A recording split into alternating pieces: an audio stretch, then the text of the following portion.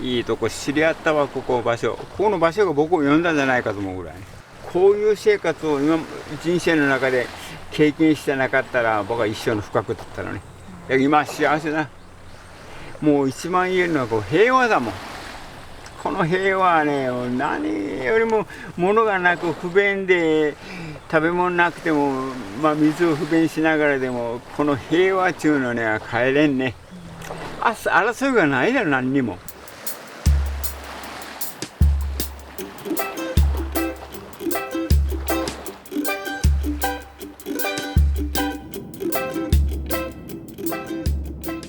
日本の南、沖縄本島から南西約400キロに位置する外離島。飲料水や農地の確保が難しいこともあり人が住み着かず、近代は無人島として知られる。その外離島で20年以上もたった一人で暮らす男性がいる。長崎正美78歳。裸のおじさんとして知られる彼だが、それ以上の情報は少ない。東京から外離島は約2000キロ。東京を早朝に出発、飛行機を乗り継ぎ、沖縄本島の南、石垣島へ。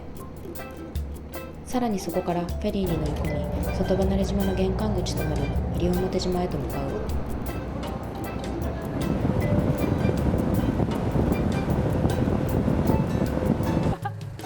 西表島で長崎のことをよく知るという男性、青木さんに出会った。外離島には電気どころか水道さえもない。そんな環境で20年も住んでいる人が一体どんな人なのか、なぜその生活を選んだのか、私には想像もできない。これから数日間の心の準備をする意味も含めて、まずは青木さんに話を聞いてみることにした。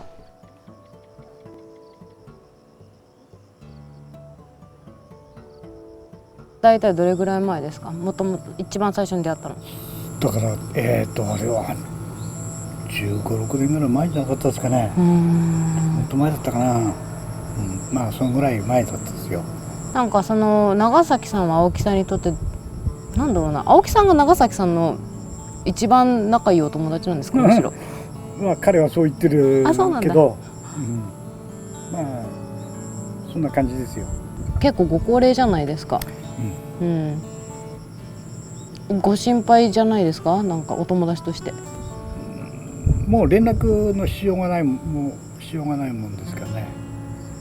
だから1ヶ月1回ぐらいこう買い出しに来るから、しばらく来ない時はやっぱ生きてるのかどうか心配だけど、やっぱ船で行って見てくるんですよ。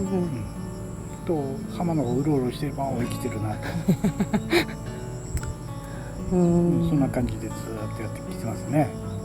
なんか私ってやっぱりその東京に住んでて、無人島で本当に一人で住んでる人っていうのが、一体どういう感じの人がそういうことができるのかっていうのが全然イメージが湧かないんですよね。いやいろいろ若い時にあったんじゃないですかね。こう嫌なこととか、その辺も僕も聞いたことはないんだけどね。いいんじゃないですか。もう住みたいところで住むっていうのが、もうそれで20年もあそこで生きてるんだからね。一人で、でも私だったら一人でそうやって全く孤独で住むことって多分怖くてできなくって。そう、僕もあそこ行ったら3時間ぐらいが限度ですよ。本当？誰もいないところで何もないところで面白くない、何も面白いこともないし、猪豚と話できるわけじゃないしね、ハブと話できるわけじゃないし、まだちょっと早いかな。あんな孤独には耐えられないですよ。15年来の親友という青木さん。お互いの過去をあえて詮索しないから、なぜ長崎が無人島に一人で暮らすことに決めたのかよくは知らないという。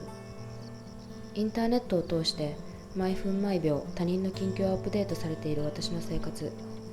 以前何をしていたか、今何をしているのか、ものすごい量の情報を知っていても本当のところは何も知らない人たちに囲まれて生きている。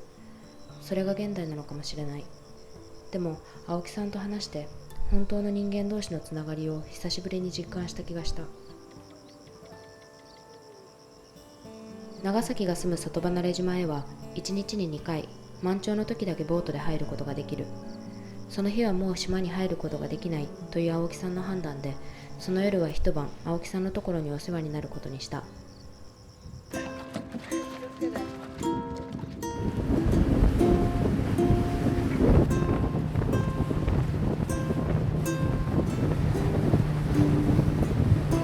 翌日、いよいよ長崎の松外離島へ向かった。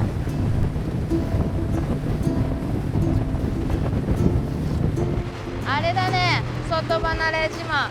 なんかおじいさんが住んでるところ、あの後ろのところにあるらしい。あー、見えるね。やっと東京出てからもう1日半ぐらい経ってるんだけど、ようやくすんごいボートの波に飲まれてやってきて、ついに私今見えた気がする。あれ、さっき人影が見えたけどな。あ、ほらそこよ、いる。あれおじさん？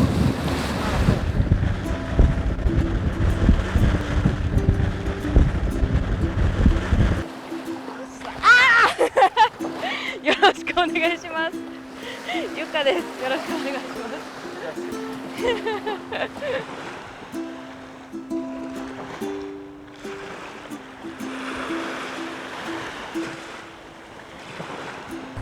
中行く？中行く？なんか、はい、お願いします。わあ、すごい。あ、ここがあれだ。住みどころだ。これ何個もテントがあるのはなんでなんですか？あれはこの小屋作る前は台風の時にこれ畳んでね、大きい台風来たら、あそこでも寝とってじっとしてさ、ちょっとあれ傷んできたからさ、で今小屋ができたからね、これね。これすごいですよね。自分で建てたんですか？青木さんと一緒に。あ、そうなんだ。すごい。青木さん、あれですね。やっぱり大親友なんですか？青木さんは親友みたいな感じなんですか？僕らの一番の親友だろうね。あ、そうなんだ。あ、ここが炊事場ですか？すごい。あ、ここで、あ、そっか、ここで火が焚けるようになってるんだ。来た当初ね、1年か2年ぐらいやっぱりカラスで荒らされ回ったよ、こうね。カラスも生きるためにね、食べ物取りに来るんだけどさ、そのためにこれもカラス来るようにね、してるさ。ああ、食べ物に。それからそれも物を置いてね、そこを人がカラス来るんだろ。ああ、そうかそうか。なるほどね。みんなそれぞれ意味あるんだよ、この中でやってることは。なんかそういう他に意味があるものとか見せてもらってもいいですか？他にどんなものが？これはもちろん雨に濡れんようにしとかんとね。ここの中に薪があるけどね。これ浮か手つけのハブがおるからさ。見てね。薪は海岸の掃除するときにいっぱい流れてくるから。あ、本当だ。管理さえして流木だ。生活してみて分かったからどんどん。そう。だからね、最初の頃は嫌なこと、辛いこと、困ったこと、いろいろ悩んだことあったけどね、今はむしろ困ったこととか辛いことがあった方が僕はいいわ。それを乗り越えるから。なるほど。で乗り越えた結果が今こうなってるんだけどね。で今はむしろ試練を受けた方が僕はなんていう勉強の場が増えていいね。暮らしぶりこそまさに無人島生活という感じだが、完全な自給自足生活を営んでいるわけではない。姉から1ヶ月に一度送られてくる仕送りで町へ買い物へ行き、食料を蓄えながら生活をしている。でここにね、あら、これはなんだ？米だ。米だ。来た当初この袋のまま置いてたんだわ。ネズミにやられてね、瓶ならネズミかじらんからそれで瓶に入れた。それで瓶入れたら作ったのはいいけどさ、こんな蓋がね、蓋のとこ食いちぎるわけ。でもネズミ入ってこれないじゃん。だからアリが入ってくるさね。アリが入ってくるんだ。だからああして上したら大丈夫です。それでもネズミが心配だから板切れを上に置くとかね。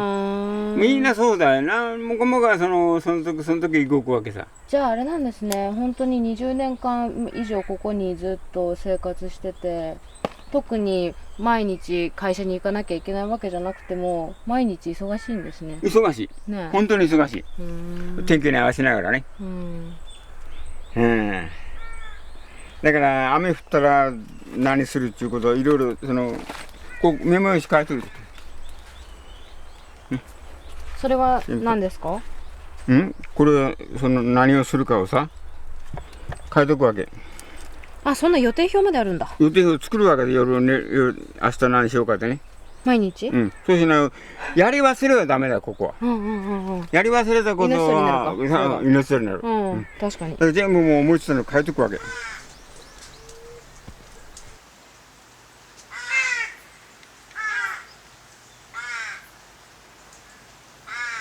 風って大体どれぐらい来るものなんですか？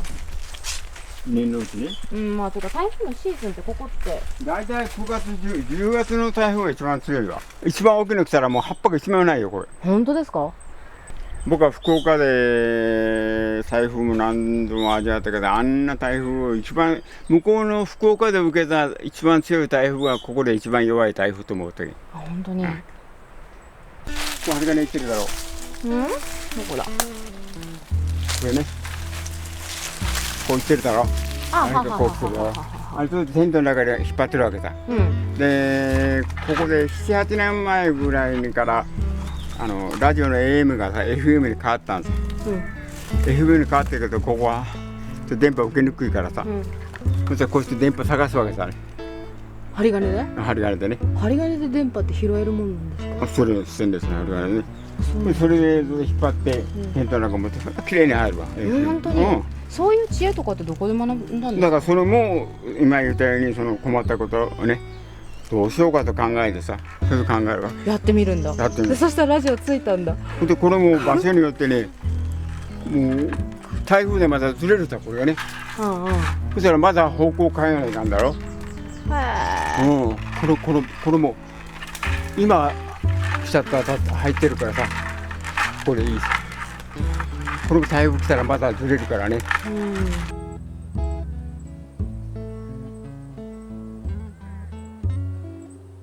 もうそういうそれこそこういう孤島で生活をしてたらなんだろう病気になった時とかもう本当どういうことが起こるかわからないじゃないですか。だから怪我とかね病気にねうっかりした伺いするの忘れたな。病気にならんようにしとく方がいいさ。もちろん。だから薬はない方がいい。薬あると薬に頼るさね。絶対絶対。だから風邪ひいたらあとで風邪薬飲んどきゃいいわとかさ。だからちょっと傷んだような食べ物を食べてあとでまあ清涼感とか飲んどきゃいいっていうようなね、薬に頼ったらいかんね。その前に用心しとけば大丈夫。全然病原菌ないさね。無菌状態は僕の体はね。だから赤ちゃんのお母さんのお腹の中の赤ちゃんと一緒でね。もうだから人が来たりしたらまず帰った後はすぐここの目の前の海水でうがいするわけ。これは効くねうがいは。だから買い物に行ってもうここの水を汲み置きして汲んだやつを持って行って帰りの船に出る時にうがいして帰ってくんだよ。いや向こうの水はもうとてもうがいする気にならないもん。なるほどね。そしたらねそれを2回ぐらい忘れたこと言ってこの持っていくのをね忘れた時あったんだわ。てきめんなんか風邪かなんかを受けてるわ。本当に。だから今もうがいせないかんから今思い出したからうがいせないかん。じゃあうがいしに行きましょうか。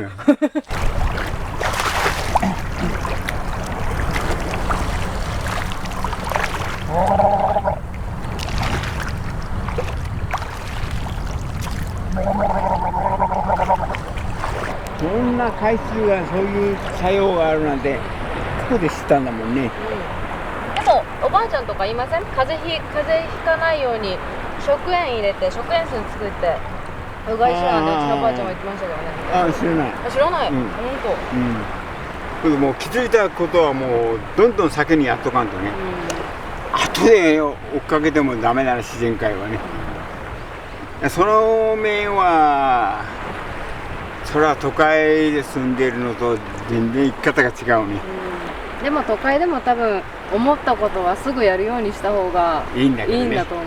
なかなかできないけど。本当物を大事にするのは間違いなく大事にするようになってきたね。自分でもこれケチになったんじゃないかと思うぐらい大事にするね。ここが大好きですね。そうだ、ここが僕を呼んだっていう感じだね。幸せですか？じゃあ今幸せだよ、最高だよ今。特に誰も来んかったわね。来ちゃったすいません。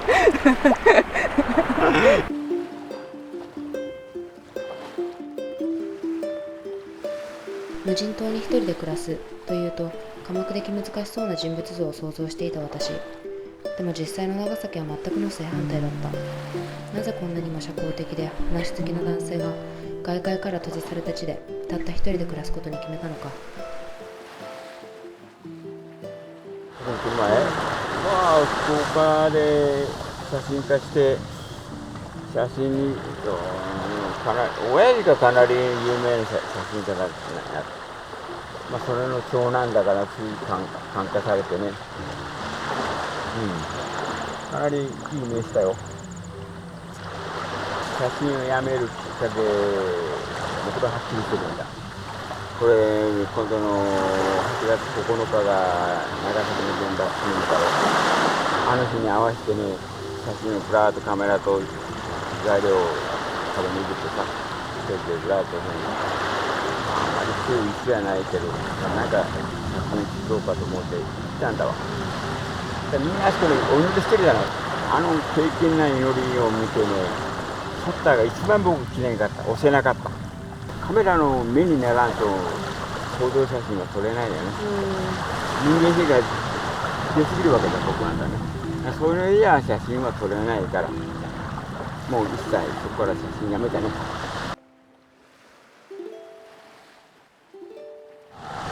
いろいろあったね。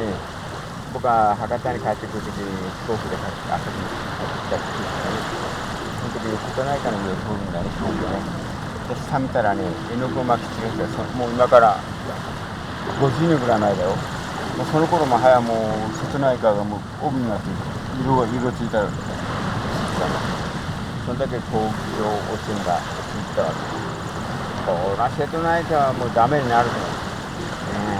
だからそういう具合でもうその頃からもう日本がこれは危なくなるなっていうのを感じして、それが影響してた時間の自分の生き様も変わってきたね。変わってきたな。それであちこち動いた、今考えればあちこち動いたっていうのはこういう平和な生き方、生きる場所を探してたみたいなね感じだ、今思えばね。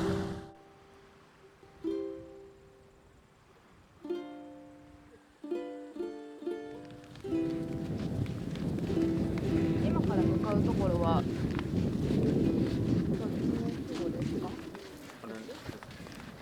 そこに何があるんですか？どこへ？社交街があってね、いわゆる潮が高いからまだね、見えるかどうか探さないかんよ。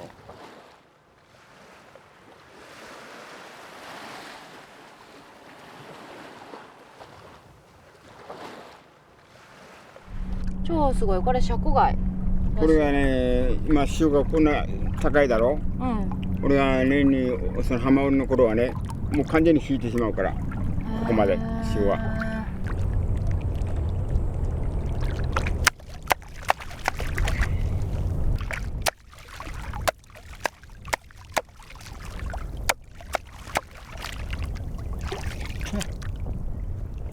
取れた。あ、すげえ。美味しそう。まあ小さい方だもん。小さい方。小さい方？普通はそんなに取らないもん。それ以上大きくならないとダメなの。取らない。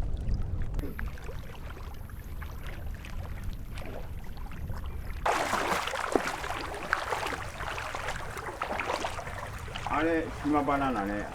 見えるかな？見える。バナナ？なってる？なってる。なってるだろ？高枝切りバサミとかあったら取れそうな距離だけど。降りておいで。はーい。あ、いけそうだけどな、ここ使ってったら。危ないかな。やめてきて。本当？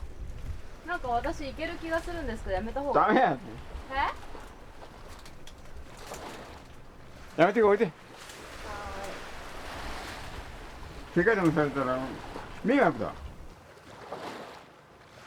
岩ガキ？岩ガキ。これ海水で薄いで。食べれる。食べたらいい。もう超すごい。容器めっちゃちっちゃい。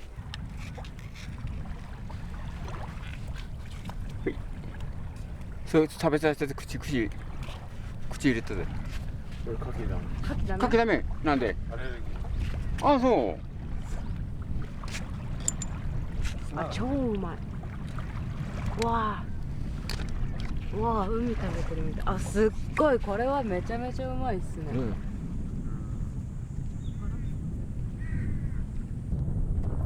今からさっき取った貝をさばいてくる。これ洗ってくるだけ。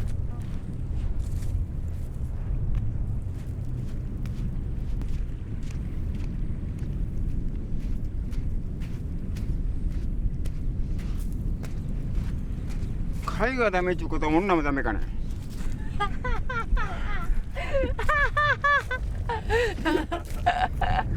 笑ってる場合じゃないよ。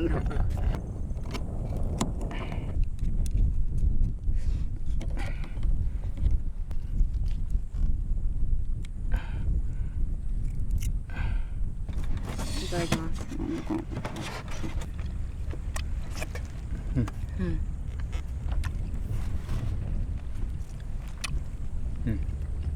なんか命を食べてる感じがしますよね。だからありがたいというか。僕はそれ以上にごめんなさいだもんね。そうか。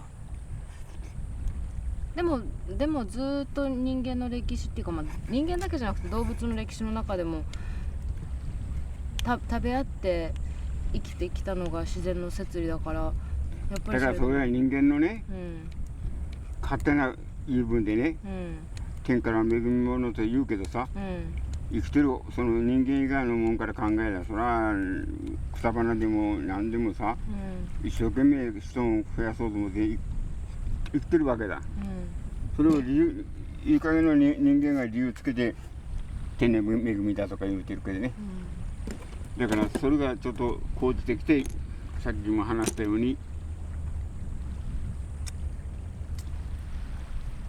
平和に対する考え方でね、ちょっと考えるようになってきたわけ。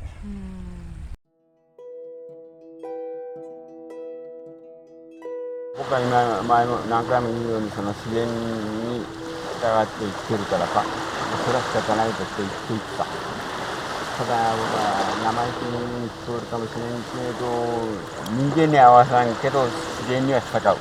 これが僕の今の信念ね。もう自然には完全に従って合わせていく。人間に合わさりない。ここにおること自身が社会風刺の表れでもあるんだけどさ、それを言葉で表してね、要するにこんなことを言ったって分かってもらえんだけど、今の日本はダメ。もうずいぶん前から先見てたもん。もうダメだ。それでここに来る理由、その中の一つがね、ゴミそのものはここも流れてくる。これは少ない方だろう、人工のゴミね。ひどいだろう、どこも。ゴミをもうゴミはなんとかゴミを捨てる人間性が嫌なんです。自分勝手ね。みんな勝手だわ。自分のことだけ考えてる。企業もそうだろう。企業も従業員のことよりも自分の会社の上部の人が金儲けするぐらいでね、みんな勝手、自分勝手。だからここにおって自然に人を合わすというような気持ちが芽生えてくれりゃね、もっと住みやすい日本になるんだろうけどね。長崎は自分のことを日本を捨てた人間と呼んだ。前の生活に戻りたくなることはないかという質問にも、たった一人で寂しくないのかという質問にも、長崎はきっぱりと全然と答える。でもどこまで本当なんだろう。もしかすると声に出すことで自分への勇気づけにしているんじゃないだろうか。そう考えずにはいられなかった。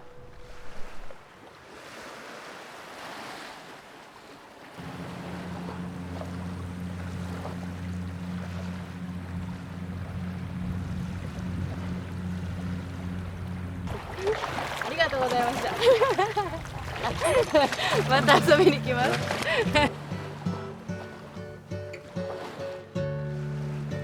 時々ね、この山の上とかね、掴んでここにおる僕を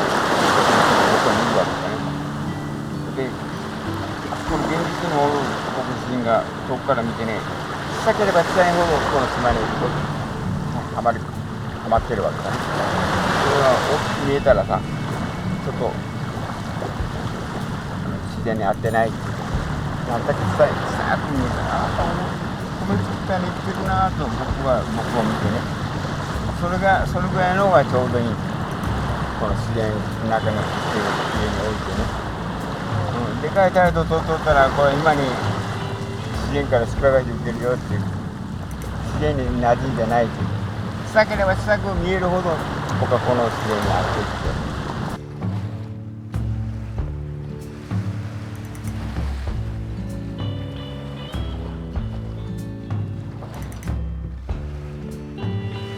より多くを求めること、より大きな人間になろうとすることは大切だと思う。それは私たちの生きる社会で成長するための原動力だ。でもそればかりに気を取られ、自分の内側を見失うと、どこかで道に迷ってしまうこともあるのかもしれない。地に足をつけて生きる。それが心底幸せそうな笑顔を持つ長崎から学んだ幸せな人生を生きるためのヒントだった。